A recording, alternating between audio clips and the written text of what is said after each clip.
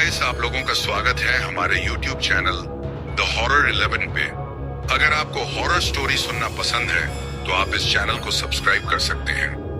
आज हम आपको एक भूतिया घर की कहानी बताने वाले हैं, जिसको सुनकर आपकी रूह कांप जाएगी और बहुत मजा भी आने वाला है। उससे पहले वीडियो को लाइक और शेयर करना मत भूलिएगा। अपने दोस्तों के साथ चलिए आज की स्टोरी शुरू करते हैं। भाग एक, रहस्यमयी हवेली की ओर। घड़ी की सुइयां रात के 10 बजा रही थी। चार दोस्त राहुल, नेहा, समीर और पायल कार में बैठे हुए एक अनजान सफर पर निकले थे। उनका गंतव्य था एक सुनसान इलाका, जहां विजयगढ़ हवेली नाम की एक पुरानी खंडहर हवेली स्थित थी। रहस्यमयी सफर। यार, हमें सच में वहां जाना चाहिए, नेहा ने चिंतित स्वर में कहा। अरे डरपोक मत बनो, हम बस हवेली देखेंगे और लौट आएंगे, समीर ने हंसते हुए कहा। राहुल, जो ग्रुप का सबसे निडर सदस्य था, स्टीयरिंग थामे हुए था। रास्ते में घना जंगल था और ठंडी हवा के झोंके खिड़कियों से अंदर आ रहे थे। दूर कहीं उल्लू बोल रहा था और वातावरण में एक अजीब सा सन्नाटा था। जब वे हवेली के पास पहुंचे तो कार की हेडलाइट्स के उजाले में एक विशाल टूटी फूटी हवेली उभर आई। हवेली के ऊंचे ऊंचे दरवाजे जंग लगे थे और उसकी खिड़कियों पर जालों की मोटी परतें चढ़ी हुई थीं। लेकिन जो सबसे अजीब था, हवेली के मुख्य दरवाजे पर लाल रंग से लिखा एक संदेश। जो कोई भी इस हवेली में कदम रखेगा वह कभी वापस नहीं लौटेगा। पायल के चेहरे पर डर साफ झलक रहा था।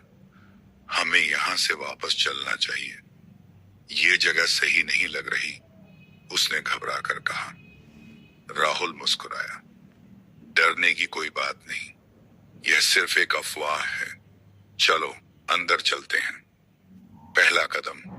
चारों ने मोबाइल की फ्लैशलाइट जलाई और धीरे धीरे भारी लकड़ी के दरवाजे को धकेला। जी, एक भयानक आवाज के साथ दरवाजा खुल गया। हवेली के अंदर गहरा अंधेरा था। दीवारों पर पुराने जमाने की पेंटिंग्स थीं, जिनमें खून से सने चेहरे नजर आ रहे थे। अचानक दरवाजा अपने आप धड़ाम से बंद हो गया। नेहा चिल्ला पड़ी, दरवाजा बंद हो गया। राहुल ने दरवाजा खोलने की कोशिश की, लेकिन वह टस से मस नहीं हुआ। समीर ने टॉर्च घुमाई और तभी उनकी नजर पड़ी सीढ़ियों पर खड़े एक अजीबोगरीब साये पर, जो उनकी ओर देख रहा था। अगला भाग, हवेली की पहली रात और पहली डरावनी घटना। क्या वे हवेली में सुरक्षित रहेंगे? यह साया कौन है? जानने के लिए बने रहिए अगले भाग के साथ। भाग 2, हवेली की पहली रात। दरवाजा बंद होते ही चारों दोस्तों के शरीर में ठंडी लहर दौड़ गई। समीर ने कांपती आवाज में कहा, ये हवा से बंद हुआ होगा, है ना? राहुल ने जबरदस्ती हंसने की कोशिश की। हाँ, और क्या, डरने की जरूरत नहीं, बस हवेली घूमते हैं और निकल जाते हैं। लेकिन नेहा और पायल को माहौल अजीब लग रहा था। हवेली के अंदर हल्की हल्की सीलन भरी गंध थी और चारों तरफ धूल और मकड़ियों के जाले थे। किसी जमाने में यह हवेली शाही रही होगी, मगर अब सिर्फ खंडहर थी। साए की परछाई। समीर ने टॉर्च सीढ़ियों की ओर घुमाई, जहां उन्हें एक धुंधला सा साया दिखाई दिया था, लेकिन अब वहां कुछ भी नहीं था। मुझे लगा वहां कोई खड़ा था, समीर ने घबरा कर कहा। राहुल ने चिढ़ते हुए जवाब दिया, भूत वूत कुछ नहीं होते, तुम्हें धोखा हुआ होगा। चारों ने हिम्मत जुटाई और आगे बढ़े। सीढ़ियां चरमरा रही थीं, जैसे किसी भी वक्त गिर जाएंगी। हवेली के अंदर ठंड बढ़ती जा रही थी, मानो यहां कोई अदृश्य ताकत मौजूद हो। रहस्यमयी कमरा। वे पहले कमरे में पहुंचे। कमरे के बीचों बीच एक पुराना झूला रखा था, जो खुद ब खुद धीमे धीमे हिल रहा था। कोई यहां है? पायल ने कांपती आवाज में कहा। जवाब में सन्नाटा था, मगर तभी झूले की चेन चर्रर्रर्र की अजीब आवाज करने लगी। नेहा पीछे हट गई। ये झूला अपने आप कैसे हिल सकता है? राहुल ने हिम्मत दिखाते हुए झूले को पकड़कर रोक दिया, लेकिन जैसे ही उसने हाथ हटाया, झूला और तेजी से हिलने लगा, मानो कोई उस पर बैठा हो। फर्श पर खून के निशान। अचानक पायल की नजर फर्श पर पड़ी। वहां ताजे खून के निशान थे जो कमरे के अंदर किसी गुप्त जगह की ओर जा रहे थे। समीर ने घबराकर कहा, यार ये सही नहीं लग रहा, हमें यहां से निकल जाना चाहिए। राहुल ने कहा, इतनी जल्दी हार मान रहे हो? हमें देखना होगा कि ये निशान कहां जाते हैं। चारों ने हिम्मत जुटाई और निशानों का पीछा किया। खून के धब्बे हवेली के सबसे पुराने कमरे की ओर जा रहे थे। जैसे ही उन्होंने दरवाजा खोला, एक भयानक ठंडी हवा का झोंका आया और कमरे के अंदर कर्रर्र एक पुरानी लकड़ी की अलमारी अपने आप खुल गई और अंदर से एक सफेद साया निकला। पायल जोर से चीखी, भूत! अगला भाग, अलमारी में छिपा भयानक रहस्य। क्या सच में कोई भूत था? अलमारी में क्या था? जानने के लिए बने रहिए भाग 3 के साथ। भाग 3, अम्माहाइन कहादेनीन, अलमारी का भयानक रहस्य। पायल की चीख हवेली के अंधेरे में गूंज उठी। चारों दोस्त दहशत से अलमारी को घूर रहे थे, जिसकी पुरानी लकड़ी चरमरा रही थी। अलमारी के दरवाजे धीमे धीमे अपने आप खुल रहे थे। अलमारी के अंदर राहुल ने कांपते हाथों से टॉर्च का प्रकाश अंदर डाला। वहां कुछ था, एक पुराना फटा फटा लाल रंग का दुपट्टा और उसके नीचे रखी थी एक जली हुई तस्वीर। नेहा ने झिझकते हुए तस्वीर उठाई। उस पर धूल की मोटी परत जमी थी। जब उसने उसे साफ किया तो सबके रोंगटे खड़े हो गए। तस्वीर में 4 लोग खड़े थे और उनमें से एक का चेहरा हूबहू राहुल जैसा दिख रहा था। ये मजाक है ना? समीर ने हकलाते हुए कहा। लेकिन पायल का चेहरा सफेद पड़ चुका था। ये असंभव है। ये तस्वीर बहुत पुरानी लग रही है, लेकिन राहुल इसमें कैसे हो सकता है? राहुल को भी अजीब सा महसूस हो रहा था। शायद ये मेरा कोई पूर्वज होगा। उसने खुद को तसल्ली देने की कोशिश की, लेकिन तभी दरवाजा अपने आप बंद हो गया। धड़ाम! अचानक कमरे में रखे पुराने आईने में एक परछाई दिखी, लंबे बालों वाली किसी औरत की परछाई। नेहा ने कांपते हुए कहा, वो देखो, कोई आईने में दिख रहा है। राहुल ने टॉर्च आईने की ओर घुमाई, लेकिन वहां कुछ नहीं था। जैसे ही उन्होंने पीछे मुड़कर देखा, कमरे के कोने में एक सफेद साया खड़ा था। तुम यहां क्यों आए? वो साया बुदबुदाया और उसके साथ ही हवेली में बिजली की तरह तेज हवा चलने लगी। अगला भाग, भूतनी की दर्दनाक कहानी। अब हवेली का असली डर शुरू हो चुका था। क्या ये आत्मा सच में भूतनी थी या कोई और रहस्य छिपा था? जानने के लिए बने रहिए भाग 4 के साथ। भाग 4, भूतनी की दर्दनाक कहानी। कमरे में बर्फ जैसी ठंड फैल चुकी थी। आईने में दिखी परछाई अब गायब हो चुकी थी, लेकिन कोने में खड़ी सफेद साड़ी पहने छाया धीरे धीरे आगे बढ़ रही थी। तुम यहां क्यों आए? उसकी आवाज गहरी और दर्द से भरी थी। हवेली की दीवारों पर अजीब सी सरसराहट होने लगी, जैसे कोई अदृश्य शक्ति वहां मौजूद हो। नेहा ने डरते डरते पूछा, तुम कौन हो? छाया रुकी। उसकी आंखें लाल थीं, बाल बिखरे हुए थे और उसका चेहरा झुलसा हुआ था। भूतनी का अतीत। अचानक पूरे कमरे में एक अजीब सी ऊर्जा फैल गई और चारों दोस्तों के सामने एक धुंधली छवि उभरने लगी। एक पुरानी हवेली, खुशियों से भरी हुई। एक खूबसूरत लड़की, विजया, लाल जोड़े में सजी हुई। ये कौन है? समीर ने फुसफुसाया। तभी आवाज आई, ये मेरी शादी का दिन था। अब छवि में बदलाव आया। एक आदमी जिसका चेहरा साफ नहीं था, विजया का हाथ पकड़कर उसे जबरदस्ती खींच रहा था। उसकी आंखों में डर था और वो चिल्ला रही थी, मुझे छोड़ दो, कृपया। अचानक पूरा कमरा जलने लगा, धुआं उठने लगा और चीखें गूंज उठी। उन्होंने मुझे जला दिया, मेरे पति ने ही मुझे मार डाला। अब सब समझ चुके थे, ये भूतनी विजया थी जिसे इस हवेली में बेवजह मौत के घाट उतार दिया गया था। राहुल ने हिम्मत करके पूछा, हम तुम्हारी मदद कर सकते हैं? विजया की आत्मा ने उनकी ओर देखा और उसकी लाल आंखों में आंसू चमक उठे। अगर तुम सच में मेरी मदद करना चाहते हो तो मेरे कातिल का नाम ढूंढो और मेरा बदला लो। इतना कहते ही आत्मा हवा में घुल गई और कमरे का दरवाजा धड़ाम से अपने आप खुल गया। अगला भाग, हवेली का खौफनाक रहस्य। अब चारों को एक नई जिम्मेदारी मिल चुकी थी, विजया के कातिल को ढूंढना। लेकिन क्या हवेली उन्हें जिंदा जाने देगी? जानने के लिए बने रहिए भाग 5 के साथ। भाग 5, हवेली का खौफनाक रहस्य। कमरे का दरवाजा अपने आप खुलते ही एक ठंडी हवा का झोंका अंदर आया, जैसे किसी अदृश्य शक्ति ने उन्हें बाहर जाने का संकेत दिया हो।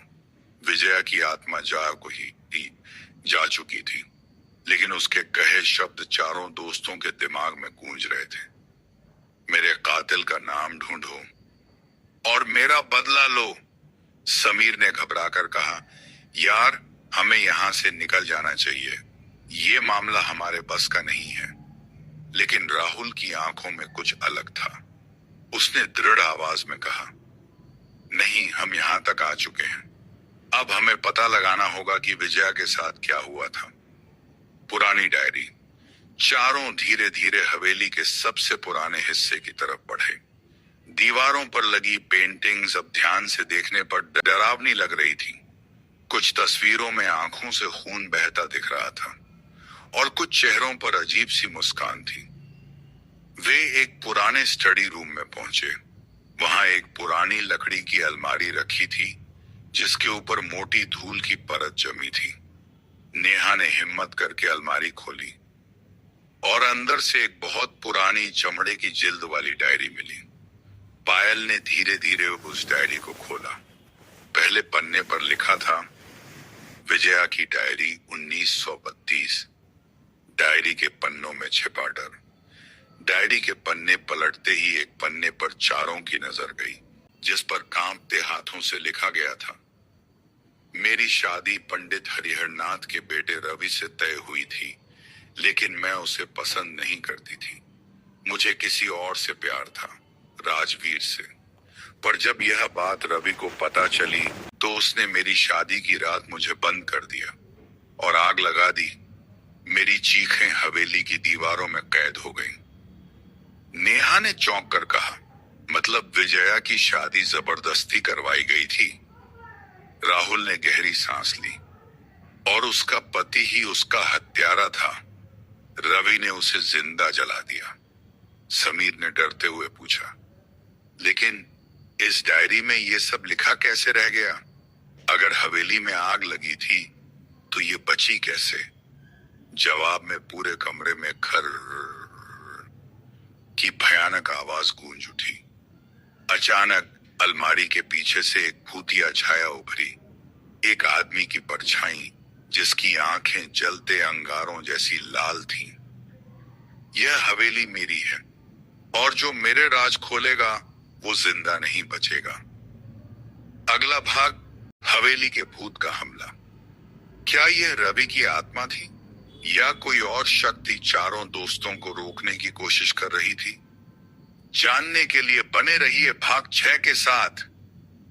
भाग 6, हवेली के भूत का हमला। कमरे में गूंजती भयानक आवाज के साथ ही चारों दोस्तों के शरीर में ठंडी लहर दौड़ गई। अलमारी के पीछे से उभरती परछाई अब और स्पष्ट हो चुकी थी। एक लंबी काली आकृति जिसकी जलती हुई लाल आंखें सीधे उनकी ओर देख रही थीं। यह हवेली मेरी है और जो मेरे राज खोलेगा वो जिंदा नहीं बचेगा। जैसे ही वह साया आगे बढ़ा, कमरे में रखी चीजें हवा में उड़ने लगी। किताबें, कुर्सियां और यहां तक कि वो पुरानी डायरी भी अपने आप उठकर चारों तरफ घूमने लगी। पायल चीख पड़ी, हमें यहां से भागना होगा। राहुल ने तेजी से डायरी उठाई और दरवाजे की ओर दौड़ा, लेकिन जैसे ही उन्होंने दरवाजा खोलने की कोशिश की, वह खुद ब खुद बंद हो गया। भूत का हमला। समीर और नेहा ने भी दरवाजा धक्का देने की कोशिश की, लेकिन वह टस से मस नहीं हुआ। तभी वह काली परछाई हवा में उठी और जोर से चिल्लाई, तुम्हें यहां से जाने नहीं दूंगा। अचानक समीर जमीन पर गिर पड़ा।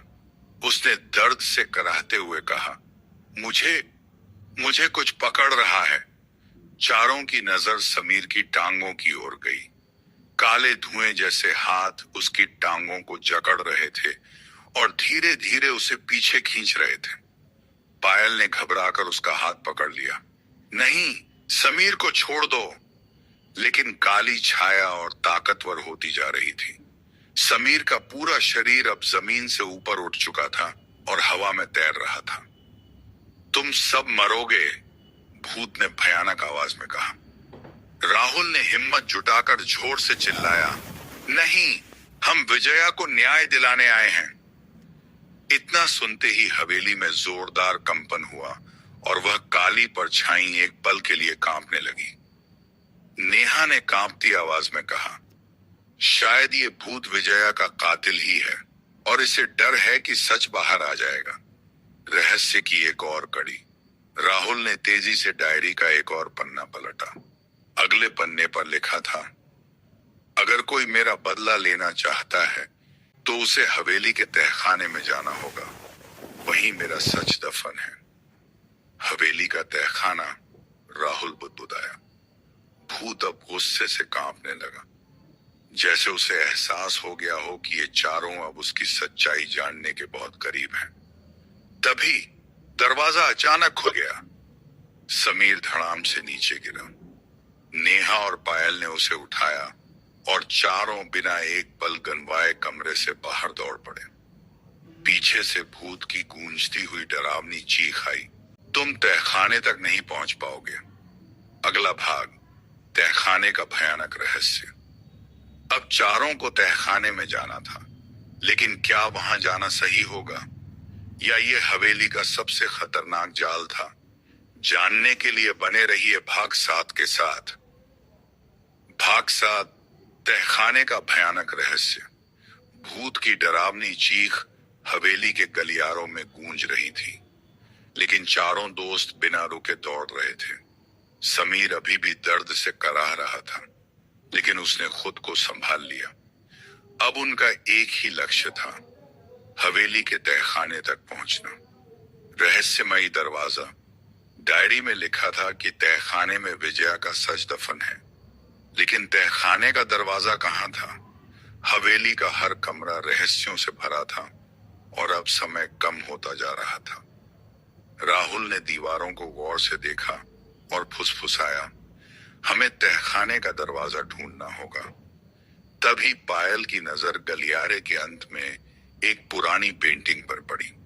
यह एक राजा की तस्वीर थी जिसके पीछे अजीब से चिन्ह बने थे। यह पेंटिंग कुछ अलग लग रही है, नेहा ने धीरे से कहा। राहुल ने पेंटिंग को छुआ और अचानक खरर पूरी दीवार हिल गई और उसमें एक गुप्त दरवाजा प्रकट हुआ। तहखाने में प्रवेश। चारों दोस्तों ने हिम्मत जुटाई और धीरे धीरे उस दरवाजे को खोला।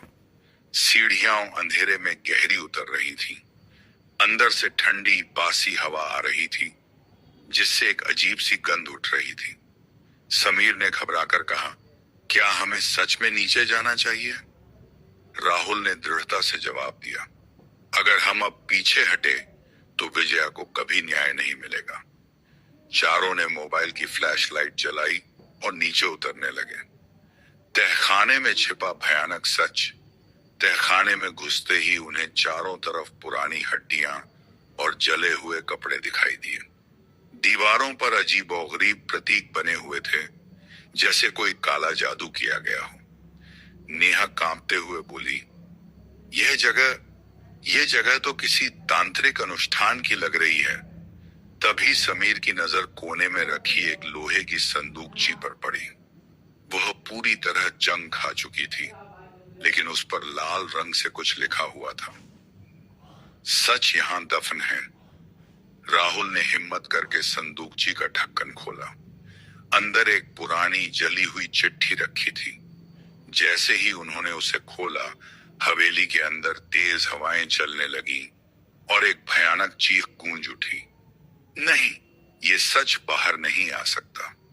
रहस्य उजागर हुआ। चिट्ठी में लिखा था, मैं विजया की मां हूं। मेरी बेटी को उसके पति रवि ने नहीं, बल्कि उसके ससुर पंडित हरिहरनाथ ने मारा था। उन्होंने हवेली के खजाने को छुपाने के लिए विजया को बलि चढ़ा दी। उन्होंने सबको झूठ बोल दिया कि विजया भाग गई थी, लेकिन सच ये है कि उन्होंने ही उसे जिंदा जला दिया था। मतलब यह सब रवि ने नहीं, बल्कि उसके पिता हरिहरनाथ ने किया था। पायल की आवाज कांप रही थी। और उनकी आत्मा अभी भी हवेली में भटक रही है, समीर ने दहशत से कहा। इतना सुनते ही पूरा तहखाना कांपने लगा। दीवारों से दरारें पड़ने लगी और चारों ने महसूस किया कि कोई भारी शक्ति उनकी ओर आ रही थी। अगला भाग, अंतिम टकराव हवेली का भूत प्रकट होता है। अब सच सामने आ चुका था, लेकिन क्या हवेली की आत्माएं उन्हें जिंदा जाने देंगी? जानने के लिए बने रहिए भाग 8 के साथ। भाग 8, अंतिम टकराव हवेली का भूत प्रकट होता है। तहखाने की दीवारें कांप रही थी, जैसे किसी अदृश्य शक्ति का गुस्सा अब चरम पर था। हवा में तेज गूंजती हुई आवाजें गूंज रही थीं। तुमने सच जान लिया, अब तुम नहीं बचोगे। राहुल ने जली हुई चिट्ठी को कसकर पकड़ा और घबराए हुए दोस्तों की ओर देखा। हमें यहां से निकलना होगा जल्दी। लेकिन तभी भूत का प्रकट होना। तहखाने के अंधेरे कोनों से एक भयानक परछाई उभरी। लंबा कद, झुलसा हुआ चेहरा और आंखों में जलती हुई आग। मैं पंडित हरिहरनाथ हूं। यह हवेली मेरी थी, मेरी ही रहेगी, नेहा कांपती आवाज में बोली। तुमने विजया को मार डाला था, तुमने उसे जिंदा जला दिया। भूत की आंखें और लाल हो गईं। हाँ, मैंने ही उसे मारा था, क्योंकि उसने मेरी बात नहीं मानी। और अब तुम भी मेरी तरह इस हवेली का हिस्सा बन जाओगे। इतना कहते ही चारों के पैरों तले जमीन हिलने लगी। तहखाने की दीवारों से काले धुएं के हाथ निकलने लगे, जो उन्हें पकड़ने की कोशिश कर रहे थे। विजया की आत्मा वापस आई। तभी अचानक एक और तेज सफेद रोशनी चमकी और एक दूसरी आत्मा वहां प्रकट हुई। विजया, उसका चेहरा शांत था, लेकिन उसकी आंखों में बदले की आग थी।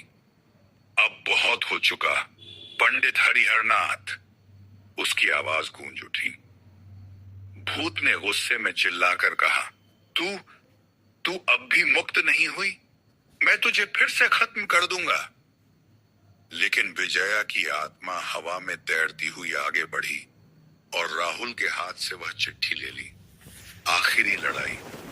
जैसे ही विजया ने चिट्ठी को जोर से पढ़ा, पूरी हवेली जोर से हिलने लगी।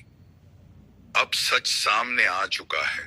अब तू इस दुनिया में नहीं रह सकता, विजया की आवाज गरजी। पंडित हरिहरनाथ का भूत दर्द से चीखने लगा। उसका शरीर जलने लगा, जैसे कोई अदृश्य शक्ति उसे खींच रही हो। नहीं नहीं, मुझे मुक्त नहीं होना। लेकिन अब बहुत देर हो चुकी थी। विजया ने अपनी दोनों बाहें फैलाईं और तेज सफेद रोशनी पूरे तहखाने में फैल गई। अब इस हवेली को शांति मिलेगी। हरिहरनाथ की आत्मा जलती हुई एक भयंकर चीख के साथ गायब हो गई। हवेली मुक्त हो गई। धीरे धीरे हवेली में कंपन रुक गया। काले धुएं के हाथ गायब हो गए और तहखाने का अंधेरा हल्का होने लगा। विजया की आत्मा चारों दोस्तों की ओर मुड़ी और मुस्कुराई। तुम सबने मुझे न्याय दिलाया। अब मैं मुक्त हो सकती हूँ। धन्यवाद। इतना कहकर उसकी आत्मा धीरे धीरे हवा में विलीन हो गई और हवेली में पहली बार शांति महसूस हुई। अंत या एक नई शुरुआत। राहुल, नेहा, समीर और पायल ने एक दूसरे को देखा। वे अब सुरक्षित थे, लेकिन यह अनुभव उन्हें हमेशा याद रहने वाला था। जैसे ही वे हवेली से बाहर निकले, सूरज की पहली किरणें हवेली की दीवारों पर पड़ी और हवेली पहली बार शांत दिख रही थी। तो आज की स्टोरी कैसी लगी दोस्तों? अगर आपको और स्टोरी सुनना है तो इस चैनल को सब्सक्राइब कर लेना और मिलते हैं अगले स्टोरी के साथ।